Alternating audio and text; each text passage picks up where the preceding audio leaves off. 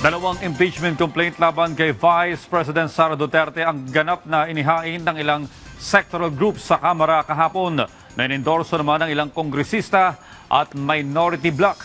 Samantala, ayon sa kapo ng Vice Presidente, hindi na umano nila ikinagulat ang mga bagong reklamo.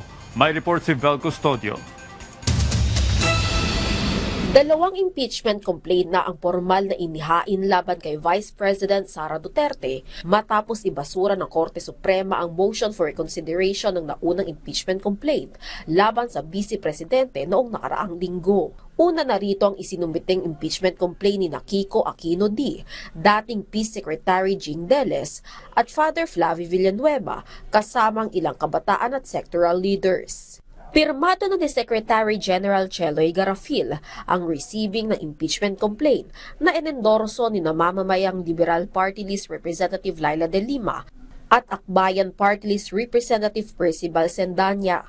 Kabilang sa dahilan ay ang misuse of public funds sa pamamagitan ng confidential and intelligence funds, graft and corruption, bribery, betrayal of public trust, at iba pang high crimes. Naghain din ng impeachment complaint ng ilang sectoral groups laban sa ikalawang Pangulo na inendorso ng Makabayan Bloc. Ayon naman sa kampo ni VP Sara, hindi na nila ikinagulat ang paghahain ng mga impeachment complaint laban sa ikalawang Pangulo at handa silang harapin ang mga alegasyon ng patas at naaayon sa proseso ng konstitusyon.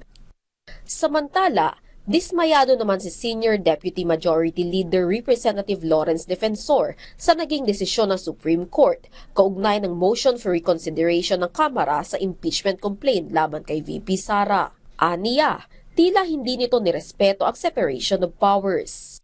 We will prepare the rules accordingly. I'm very disappointed with the decision of the Supreme Court. It did not respect the separation of powers. Hindi ito nirespeto ang independence ng Kongreso pagdating sa impeachment. How we interpret and execute our own rules should be up to Congress. Nilinaw ng defensor na ang one session day ay katumbas ng one calendar day para sa impeachment proceedings. Dagdag pa niya na hindi na dapat nagbigay ng panuntunan ng Korte Suprema sa impeachment referrals.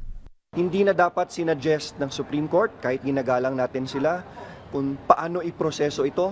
Malinaw ang wording ng ating konstitusyon that if at least one-third of all the members of the House of Representatives, just like what we did, endorsed an impeachment complaint, it should go directly to Senate for trial forthwith. Sa kabila nito, posible pa rin na pagsasagawa ng House of Representatives ng fast-track impeachment route, lalo na nakabatay ito sa konstitusyon.